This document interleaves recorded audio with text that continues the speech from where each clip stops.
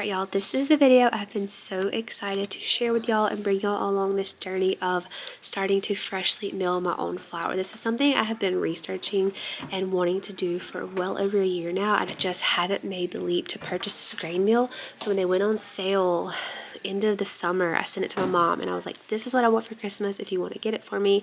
And she so kindly did, and I'm so excited to start this journey and bring y'all along. So I did already take it out of the box at her house and took some grain berries with me to family Christmas that day, ran a couple of cups of grain berries through, wheat berries through, and tested it out. So here we got home that night at about 8 o'clock, and I'm going to make some muffins. I had my first go at cooking with freshly milled flour, and throughout this whole video I'm just going to take y'all through the few things.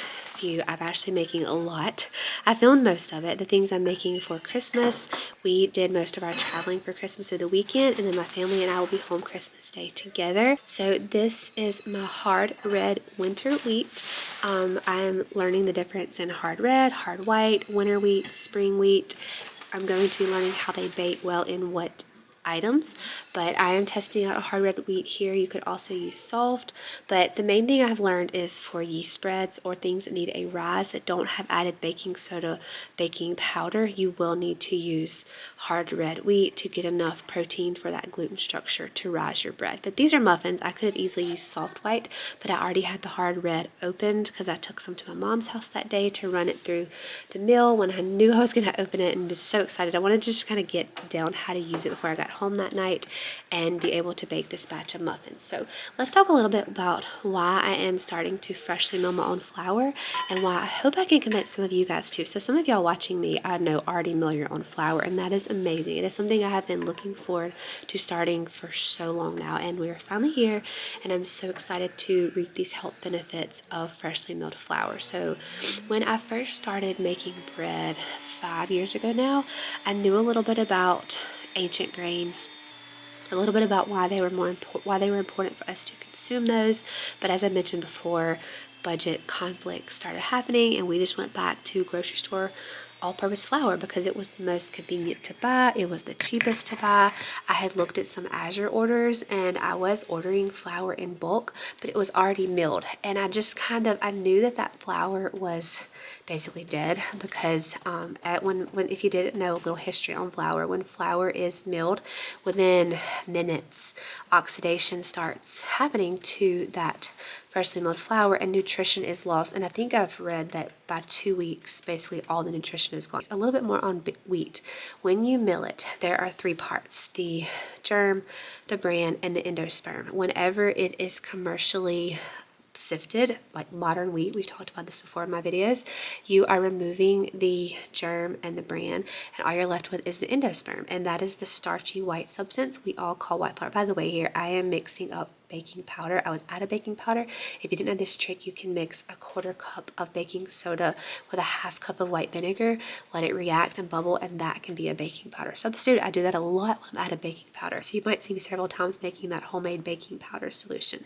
So back to the flour. When commercial mills sift their flour, they are removing the bran and the germ to make it shelf stable, as well as the oils, because the oils will make it go rancid, and then it cannot be bagged and shipped and sat on the grocery store shelves for months and months at a time until we buy it and cook with it, and it's basically void of all nutrition. So I did know that flour was basically dead by the time we got it from the grocery store, but I didn't know how bad this was for our health and how unrecognizable white flour actually is for our health. It's not a complete food.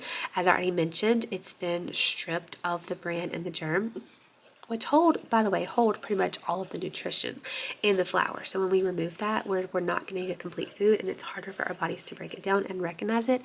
Yes, even if you are using a sourdough starter and fermenting your flour. And this is something I really did not understand until recently, that even though I was fermenting my white grocery store flour, all-purpose flour, even though I was buying an organic, higher quality flour, my body was still not really recognizing it because it wasn't the incomplete product as God grew it. Even though I was fermenting it, thinking I was getting all those benefits of the sourdough starter, which I was getting benefits of fermentation, but again, the flour I was fermenting was just dead. There was no nutrition I was getting from it. So that is something I have learned more and more here the last year, and why I've been so excited to start freshly milling my own flour. So prior to the 1900s, all families milled their own grain in either their own family mill. They went down the road to the millers and got their grain milled, or they bought it from like a local store where they could buy pretty freshly milled flour, because they did not sift it back then and it would go bad pretty quickly. So it had to be purchased and bought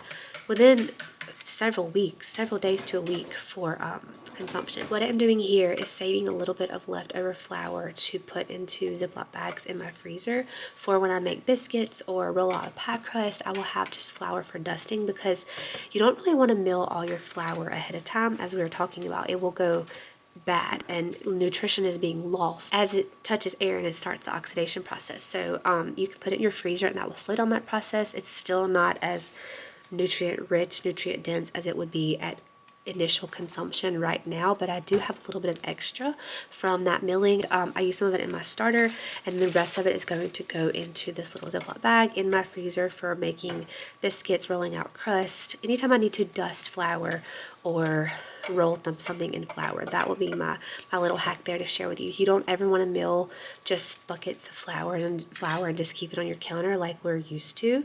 I used to keep a little jar of flour in this exact spot where the mill is, but now I have my mill here. I am going to be moving it. It's just here for this video because I was testing it out, but it is going to get a new home because I don't like a lot of appliances sitting on counters. Now, you might notice this is not the pretty brown Nutrimill that a lot of people have. I do love that one, and I also love this one. I love that it has an enclosed canister for the flour to go into. You don't have flour going across the kitchen, because if you've never worked with freshly milled flour, it's like little fine particles of fairy dust and it goes everywhere. Throughout this video, I probably should not chosen to wear black in a freshly milled flour video, because you're going to see flour soaked me all across this video. When my husband got home that day, he was like, "You have stuff all over you," because I had been milling fresh flour all day and it just kind of goes everywhere. So I do like that it is contained in the bowl at the bottom, but you'll see this is not as an aesthetically appealing as the brown one that many people have. But I knew that I was going to put this away, either under, I knew it was either in my pantry, in my hooser, or under my countertops in some way. So I'm not going to have it out all the time, so it's not a big deal to me. This is also the most economical one. I think this was right around $200 on sale. I did catch the sale and sent it to my mom. Sent her the link when they were having a sale this summer. Here I'm making a coffee cake. I'm just talking to y'all as we go and just kind of sharing with you what I'm doing. I was making a turkey for a turkey pot pie for Christmas Day on the turkey here, as well as getting my coffee cake in the oven. This is the muffin recipe and this coffee cake recipe are from Sue Becker. She is basically an expert at freshly milled flour. She's been doing this since 1991, and honestly I'm appalled and ashamed that I have not heard of her until the last like 6 months, and have been learning from her so much since hearing about her podcast and her YouTube channel. She has a podcast called Sue's Healthy Minutes, and I have learned so much information. She gives just recipes on there. I just jot them down, and that's the recipes I'm making here. So you see here I'm moving the mill to this lower shelf of my countertop just to see how I like it. Spoiler alert, it only lasted here about 3 days. I thought I wouldn't mind bending down milling, which I don't mind bending down doing things on the counter. My KitchenAid is here too, but I just pull it up to the top around the side when I need to use it and mix with it. We should have grain mills normalized on our counters and in our kitchen as KitchenAids are. But I did end up moving this to my hooser. It might get moved again.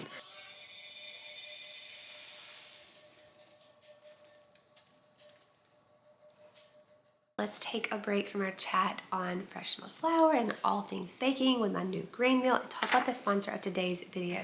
Xtrema is a family-owned and operated company known for creating ceramic-based healthier products for a healthier and more flavorful cooking experience. The cookware is built to handle extreme temperatures, going from cooktop to inside the oven, from campfires to broiling. All of the different heating temperatures, it is built to last and still offering you a safe cooking experience. What sets Xtrema apart is this non-reactive surface free of harmful chemicals, making it a healthy choice for preparing meals. So meals don't just start from healthy ingredients, healthy produce. It also comes down to the cooking vessels you are using. Are those vessels leaching toxins? Are you using aluminum-free cookie sheets, non-stick pans? Those leach all sorts of things into our foods. Now, y'all know I'm a big fan of cast iron, and I will still use my cast iron, but I do love that Xtrema, the ceramic cooktop, does offer a lighter design with their cookware. It's also non-stick like cast iron. When you preheat your cooking vessel, use a good cooking fat such as coconut oil, tallow, olive oil, lard, all the things that I always use with my cast iron, but now I have the option in ceramic. Still a safe alternative, so much lighter than cast iron and so beautiful as well. So I am very excited to add Xtrema cookware to my cooking options. I'll still be using cast iron, of course, but this will definitely be into my regular rotation. I already have some Christmas meals planned for these two new items that I have. I also love the little grippers for like little pot holders. This is the 10-inch VersaPan. It does come with a lid. This comes in sizes 8, 10, or 12. I have the middle of the middle option, the 10-inch. This is great for cooking things on stovetop and then transferring it into the oven if you need to broil something on top. And then I also got the 9-inch pie plate. I had my eye on some muffin tins, which were sold out right here at Christmas. They had a lot of lower stock here at the holidays, but I did get the 9-inch pie plate. I am learning, since I'm fresh milling flour, I will be making more pies. One of my goals has been to master making pies like a grandma. So grandmas have those beautiful pies with the crimped edges. I have not yet mastered pie crust. I've done sourdough pie crust. I've done regular just flaky pie crust. Now that I have fresh milled flour, I'm gonna be experimenting with that in this beautiful new pie plate. So let me tell you about some sales coming up today. They've had lots of sales going on throughout the holiday season, but right here before New Year's, they have a New Year's Eve flash sale, and it's actually one of their best sales I've seen yet in the sales they've had recently. For the first 50 orders on December 30th and December 31st, so today is the 30th. You might still have some time to get into that first 50 customers will get a free gift as well as 30% off site-wide, no exclusions. Now that is a phenomenal discount on this website. It's actually one of the higher discounts I've seen. As I mentioned in the list of sales they had going through Christmas, this New Year's Eve flash sale is one of the highest options. So you can use my code AMMIE. I will have a link in the description box. They have an amazing cook sets. They have the VersaPot. They have cooking skillets, which I'm so excited about for skillet dinners, pot pies, casseroles. I'll probably even be making like coffee cakes and breakfasty type dishes in this. It's baking day. We're right here before Christmas. I'm doing lots of cooking, lots of baking. I am excited to cook. I'll cook these couple days before Christmas and spend Christmas Day enjoying good food with my family. Check out Xtrema, use my code AMMIE, and there will be a link in the description box. They have 30% off going on right now, today and tomorrow, right before New Year's, the New Year's flash sales. Check out Xtrema. I'm so excited to have these in my kitchen, and y'all will be seeing lots of these in my videos. I do lots of cooking in my videos, so you will definitely be seeing these pans in my videos into the future. Thank you, Xtrema, for sponsoring this portion of today's video, and let's get back into our grain meal chat, our cooking day, our baking day, all things freshly milled flour. Here I'm getting some more wheat berries poured up. This is soft white wheat. This is great for pastries, cookies, cakes. It's called a pastry flour. It gives a flakier, lighter texture to your baked goods, but it will not rise bread. So don't make the mistake and use soft white wheat for rising bread. So here we are making some Polish, I cannot say the name of these cookies. They're a famous Polish cookie, like a cream cheese, buttery, flaky cookie. We just call them Christmas cookies. They are absolutely delicious. I am stuffing them with my daughter here. We did use soft white wheat to make a wonderfully flaky crust here. I just have been so impressed with how easy it has been to work with freshly milled flour. It seems kind of intimidating because you have to take that extra step of milling your flour, but it really takes like 2 extra minutes, if that. And these cookies and everything I cooked for Christmas turned out wonderful. We couldn't even tell the difference in using freshly milled flour or whole grains than the typical all-purpose I had been buying. Now, our family has been off of commercial wheat for about 6 months now. We did detox from that a little bit after I had my last baby, and I kind of did my family on a detox as well. So they were actually really excited to have bread products again, properly made bread products. So they probably would have loved anything I made, but I'm telling you, you could not tell the difference in using the whole grain freshly milled wheat than just all-purpose grocery store flour that we had been used to about 6 months ago. These cookies are absolutely amazing. So earlier we talked about pie crust and told y'all that I was trying to master pie crust. Well, this was not the day for me to master pie crust either. It would have turned out well because as you see here, I'm rolling it out. It was perfect, but I had to put it back in the fridge to work on my pecan pie filling. And in the process of putting it back in the fridge, the butter kind of molded to my cutting board and it was not a pretty pie crust anymore.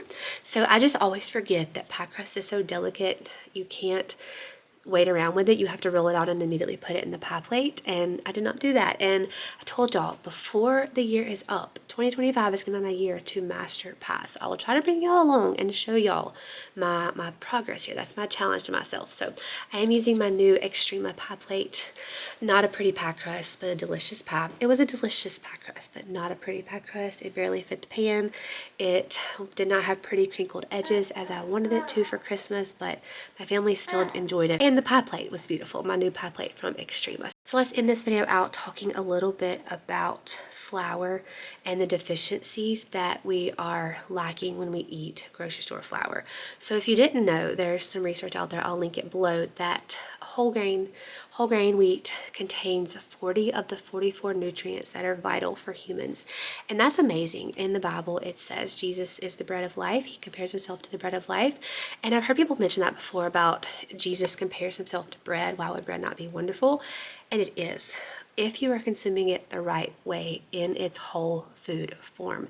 But America has stripped us of that. They have basically taken a whole food, stripped away the best part of it, sold that to animal feed. The germ and the bran are now sold to put into animal feed, and we are getting the leftover endosperm, which is basically dead and void of any nutrition, and they're making money off of us. And if you could actually see what that is doing to the inside of our body, and how difficult it is for us to digest it, it would be appalling. And we pay to eat this, and they should really be paying us to eat this altered, incomplete food that they are serving to us. So I just really hope that through this journey of me starting to share more on freshly milled flour, that will encourage you to research more about this, learn more about the health benefits of freshly milling your flour. I know that everyone is not on this journey yet. It's taken me a long time to get here, and I have turned my family the grocery store flour, but I hope that you will continue to learn as I have been trying to do and learn more about freshly milled flour. So I'm ending out here making the turkey pot pie with some homemade biscuits made from